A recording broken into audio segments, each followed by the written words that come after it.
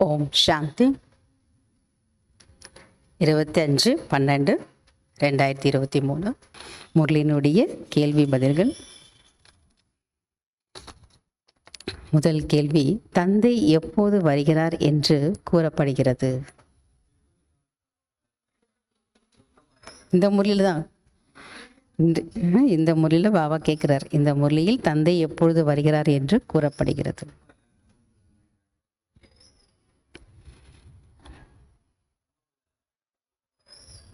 பாபா ரெண்டு பதில் பாபா இன்னைக்கு சொல்லியிருக்கார். இந்த முரளியில்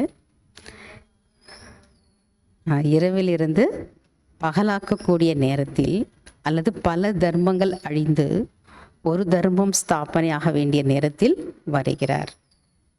ரெண்டாவது, கல்பத்தின் சங்கம யுகத்தில் தான் வருகிறார். என்னுடைய பெயரே பதீத பாவனர் ஆகும். யாருடைய பெயர் இது? பாபானுடைய பெயர். முழு உலகமும் தூய்மையற்றதாகும் போது வருகிறார். இரண்டாவது கேள்வி, எப்படி உயர்ந்த பதவி அடைவது?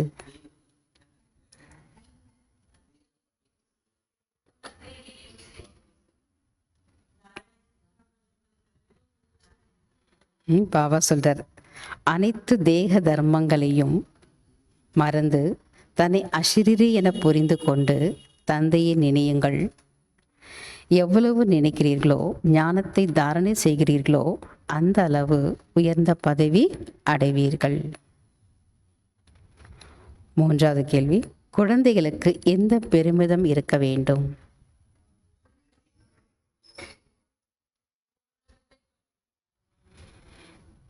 நாம் உலகத்தை படைக்கக்கூடிய தந்தையின் குழந்தைகள்.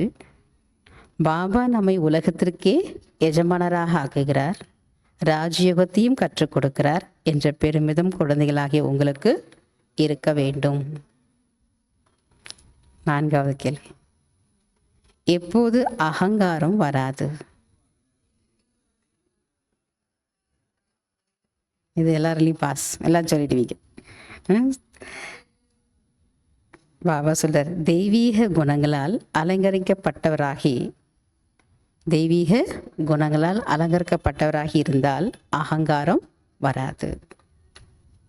அஞ்சாவது கேள்வி, எதற்கு அஞ்ஞானம் கார் இருள் என்று சொல்லப்படுகிறது?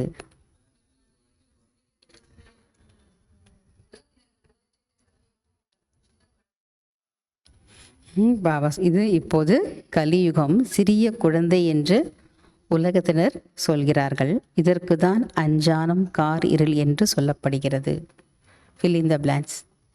யார் அனைவருக்கும் சத்கதியை அளிக்கும் வல்லலோ அவரைத்தான் டேஷில் இருக்கிறார்கள். யார் அனைவருக்கும் சத்கதி அளிக்கும் வல்லலோ அவரைத்தான் டேஷ் இருக்கிறார்கள். நினைத்து கொண்டே இருக்கிறார்கள். சத்கதி அளிக்கக்கூடியவர்கள் என்ன பண்ணுறாங்க? எல்லாருமே நினைத்து கொண்டே இருக்கிறார்கள். ரெண்டாவது, இது கர்ம சேஸ்திரம் டேஷ் ஆகும். இது கர்ம சேஸ்திரம் நாடக மேடை ஆகும், ஸ்டேஜ் ஆகும் சொன்னார் பாபா.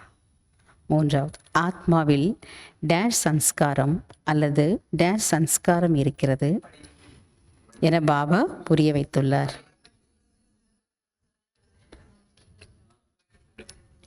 ஆத்மாவில் படிக்கக்கூடிய சன்ஸ்காரம் அல்லது கர்மம் அல்லது செயலை செய்வதற்கான சன்ஸ்காரம் இருக்கிறது என பாபா புரிய வைத்துள்ளார்.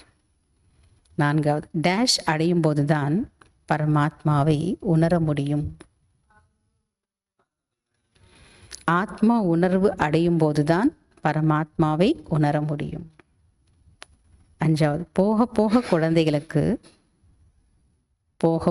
குழந்தைகளுக்கு சிறிய விஷயத்தில் கூட சந்தேகம் வருகிறது. இதற்கு தான் டேஷ் அல்லது டேஷ் எனப்படுகிறது. இதற்கு தான் போக போக குழந்தைகளுக்கு சிறிய விஷயத்தில் கூட சந்தேகம் வருகிறது. இதற்கு தான் பரீட்சை அல்லது மாயையின் புயல் எனப்படுகிறது. ஆறாவது, ஸ்ரீமதப்படி அவசியம் நடக்க வேண்டும். டைரக்ஷன் கிடைத்திருக்கிறது, அதில் எந்த டேஷும் சொல்லக்கூடாது.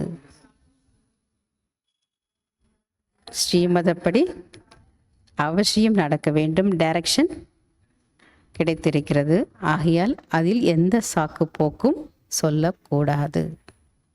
ஓம் சாந்தி. தேங்க்யூ பாபா.